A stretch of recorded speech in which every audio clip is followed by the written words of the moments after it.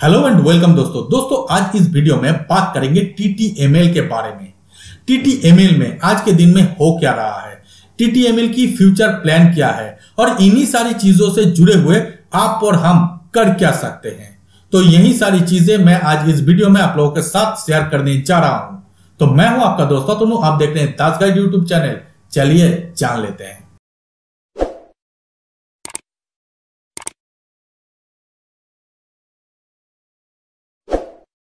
Tata tele Maharashtra, जिसे हम लोग शॉर्ट में टीटीएमएल के नाम से जानते हैं। पहले टीटीएमएल के बारे में कुछ एक बातें जान लेते हैं। तो दोस्तों टीटीएमएल कुछ सालों पहले तक इंडिया में अपना टेलीकॉम सर्विस प्रोवाइड कर रहा था और टीटीएमएल के जितने सारे सर्विसेज हैं उनमें सबसे प्रमुख जो सर्विस हुआ करता था वो था टेलीकॉम सर्विस।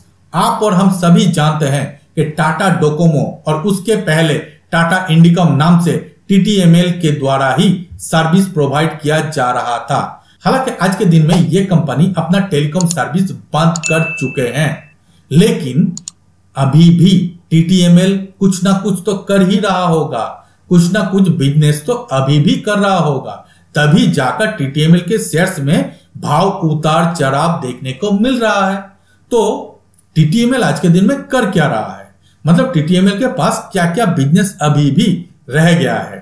यहां पर टीटीएमएल बहुत सारे जगह पर अभी भी बिजनेस कर रहा है, जैसे कि fix line voice, fix line broadband, corporate में अपना सर्विस प्रोवाइड करना, एटीएम सर्विस, पीसीओ सर्विस, इन्हीं तरीके की सर्विस आज के दिन में भी टीटीएमएल के द्वारा दिया जा रहा है। तो टीटीएमएल आज के दिन में कुछ ना कुछ बिजनेस कर रहा है और इसीलिए टीटीएमएल के शेयर्स में भी उतार चढ़ाव देखने को मिल रहा है। अब दोस्तों बात करते हैं टीटीएमएल की फ्यूचर प्लान के बारे में। आप हम सभी जानते हैं कि टाटा के द्वारा एक अनाउंसमेंट किया गया है पिछले दिनों, जिसमें कहा गया है कि टाटा कंपनी अपने ओर से एक सुपर ऐप लॉन्च करने जा रहा है और मोस्ट प्रोबेबली ये सितंबर तक हो जाएगा और ये सुपर ऐप टीटीएमएल के बैनर तले ही लॉन्च किया जाएगा। मतलब टाटा कंपनी के द्वारा जो सबसे बड़ा अभी के एक ड्रीम देखा जा रहा है, जिसके चलते टाटा इंडिया में रिटेल सेक्टर में पेनिट्रेट और अच्छे तरीके से कर पाएगा। इसके जो ड्रीम है, इस ड्रीम को फुलफिल करने के लिए जो प्रोडक्ट या फिर एप्लीकेशन हम लोग कहते हैं उसको सुपर ऐप कहा जाता है और ये सुपर ऐप टीटीएमएल के बैनर तले लाया जाएगा। मतलब टीटीएमएल में और भी ज्यादा वैल्यू एडिशन होने जा रहा है। अब दोस्तों क्या टाटा इतना ज्यादा बेवकूफ है कि टाटा के पास और भी बहुत सारे प्रोडक्ट हैं या फिर बहुत सारे कंपनी हैं जिनके बैनर तले टाटा ये सुपर ऐप लॉन्च कर सकता था। अगर हम लोग टाटा के ही कुछ एक कंपनी के बारे में बात करें तो जैसे कि टीसीएस, जो कि आज के दिन में इंडिया में 1 या 2 नंबर पर रहने वाले कंपनी है एज पर आईटी, और सुपर ऐप ये आईटी ओरिएंटेड ही प्रोडक्ट है। तो क्यों टाटा टीसीएस के अंदर इस सुपर ऐप को लॉन्च ना करते हुए टीटीएमएल के अंदर लॉन्च कर रहा है, ये बात पहला। दूसरा, अगर टाटा चाहता तो टाटा कम्युनिकेशन के अंदर भी इस प्रोडक्ट को लॉन्च कर सकता था, लेकिन ये भी नहीं कर रहा है। आखिरकार टीटीएमएल के अंदर ही सुपर ऐप को लॉन्च कर रहा है। तो क्यों टीटीएमएल के अंदर लॉन्च कर रहा है, यह सबसे बड़ा सवाल होना चाहिए। और मेरे हिसाब से टाटा के द्वारा टीटीएमएल को जिंदा रखने की ये एक प्राइम कारण हम लोग कह सकते हैं। दोस्तों इसके अलावा भी टीटीएमएल को लेकर टाटा के पास और भी बहुत बड़ा फ्यूचर प्लान एंड प्रोग्राम जरूर है, जिसके चलते टीटीएमएल कंपनी में अपना जो होल्डिंग है उसको भी एज इट इज रखा हुआ है ना। पते की बात, उम्मीद करता हूं ये सारी इंफॉर्मेशन आप लोगों को पते की लग रहा होगा। तो दोस्तों अब बात करते हैं टीटीएमएल के स्टॉक को लेकर। क्या करना चाहिए टीटीएमएल के स्टॉक में? अगर होल्डिंग है किसी के पास तो क्या करना चाहिए? क्या यहां पर फ्रेश बाइंग कराया जा सकता है या फिर नहीं, या फिर अभी सेल करने की टाइम आ गया है? चलिए ये भी थोड़ा सा जानने की कोशिश करते हैं। तो दोस्तों पिछले ट्रेडिंग सेशन में टीटीएमएल के जो नंबर ऑफ शेयर्स में कम हुआ था वो था 9048 282 नंबर ऑफ शेयर्स में, और अगर इसको ही हम वैल्यूएशन में कैलकुलेट करें तो वो होता है 3710.08 लाख में। ये एक हैंडसम अमाउंट हम लोग कह सकते हैं, क्योंकि पिछले ट्रेडिंग सेशन में टीटीएमएल के स्टॉक अपर फ्रीज में जाकर बंद हुआ था। अब दोस्तों 52 वीक हाई और लो की भी बात कर लेते हैं, जो कि है 54.10, 52 वीक हाई और लो 2.70। मतलब एक साल में ये कंपनी अच्छा खासा, बहुत ही ज्यादा अच्छा खासा रिटर्न दे चुका है। करीबन 1100% से भी ज्यादा का रिटर्न दिया गया है, और अगर हम इसको एक्चुअल फिगर में बताएं तो वो होता है 1136.26% की। ह्यूमंगस, ये एक ह्यूमंगस रिटर्न हम लोग कह सकते हैं। और क्या आपके पास अभी भी टीटीएमएल के शेयर्स हैं? हालांकि मेरे पॉइंट ऑफ व्यू से अभी भी होल्ड करना चाहिए, या फिर अगर मेरे पास हैं तो मैं अभी भी होल्ड करके रखूंगा। ये बातें तो क्लियर है। आप क्या करना चाहोगे जरूर कमेंट करके बताइएगा। इसके अलावा और भी कुछ बातें यहां पर देखते हैं।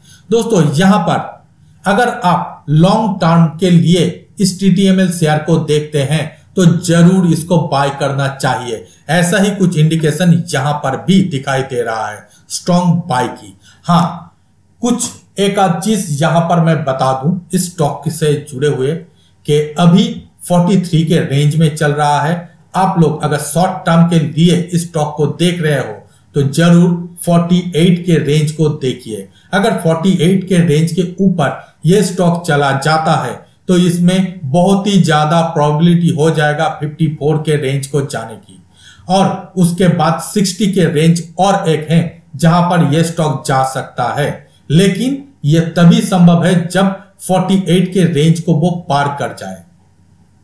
इसके अलावा अगर आप लॉन्ग टर्म के लिए इस स्टॉक को देख रहे हो तो जरूर इसमें इन्वेस्ट किया जा सकता है, और इसके टारगेट मिनिमम 80 रुपीज होने वाला है, ऐसा मुझे लगता है। बाकी बहुत सारे जानकार हैं जो कि स्टॉक में अभी निकलने की बात शायद कर सकता है, लेकिन मेरे हिसाब से या फिर मेरी जो कैलकुलेशन है इसके हिसाब से 80 रुपीज जाने की मादा इस स्टॉक में है। लेकिन इसके लिए आपको कुछ इंतजार करना होगा। जब सुपर जो ऐप है वो लॉन्च हो जाएगा तब स्टॉक के ऊपर फिर से मूवमेंट चालू हो जाएगा।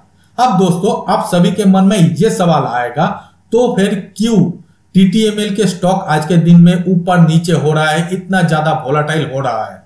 तो आप सभी को शायद पता है कि पिछले दिनों सेबी के तरफ से टीटीएमएल के स्टॉक को वॉच लिस्ट में डाल दिया गया है, और इसके पीछे कारण बताया है कि इतना ज्यादा वॉल्यूम में और इतना ज्यादा ऊपर नीचे क्यों हो रहा है, क्या इसमें कुछ मैनिपुलेशन किया जा रहा है या फिर नहीं। इन्हीं सारी चीजों को अभी वॉच आउट करने के लिए लिस्ट में रखा गया है, और यही सारी कारण है टीटीएमएल के स्टॉक में कभी लोअर फ्रीज और कभी अपर फ्रीज देखने को मिल रहा है।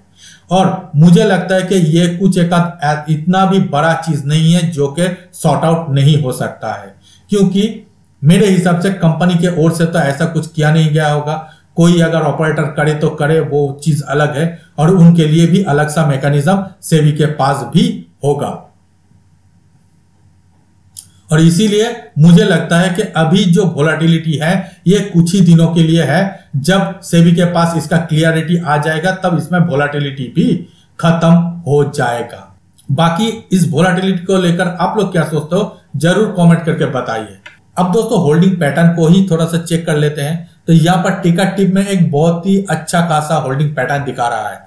जैसे कि टाटा के जो टोटल प्रोमोटर होल्डिंग है वो है 74.36%, और ये बहुत ही ज्यादा होता है। मतलब अच्छे खासे कंपनी में एक प्रोमोटरों के पास अगर 75% के करीब होल्डिंग है तो ये तो अच्छा ही हम लोग कह सकते हैं। इसके अलावा म्यूचुअल फंड के पास कोई भी होल्डिंग नहीं है। अगर हम लोग अदर्स डोमेस्टिक जो इंस्टीट्यूशन है उनके पास भी कोई भी होल्डिंग नहीं है, और फॉरेन इन्वेस्टरों के पास भी कोई होल्डिंग नहीं है, सिर्फ 0.01% है। लेकिन यहां पर 25.63% की होल्डिंग आप और हम जैसे रिटेल इन्वेस्टरों के पास है। मतलब ये स्टॉक भी रिटेल इन्वेस्टरों के द्वारा और कुछ एक ऑपरेटरों के द्वारा अप्स एंड डाउन किया जा रहा है। ऐसा ही सेबी को लग रहा है, और लगने के पीछे जो कारण है वो तो मैंने आपको बता दिया कि होल्डिंग पैटर्न ये है।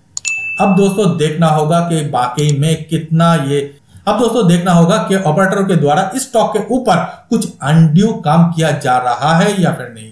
खैर जो भी होगा उसके मैकेनिज्म सेबी के पास है, सेबी उसको सॉर्ट आउट जरूर कर लेगा। तो फिर आप और हम कर क्या सकते हैं?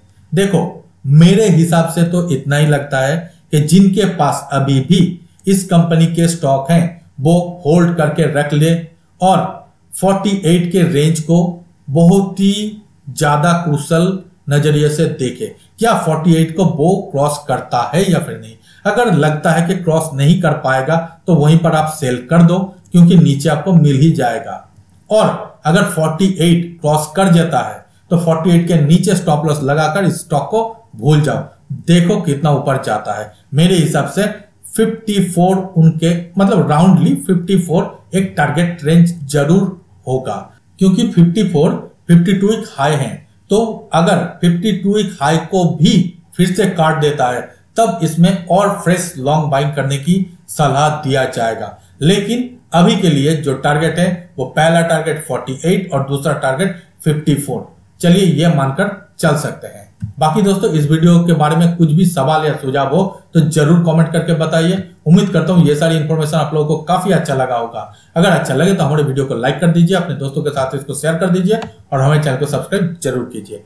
मिलते हैं अगले वीडियो में, तब तक के लिए धन्यवाद।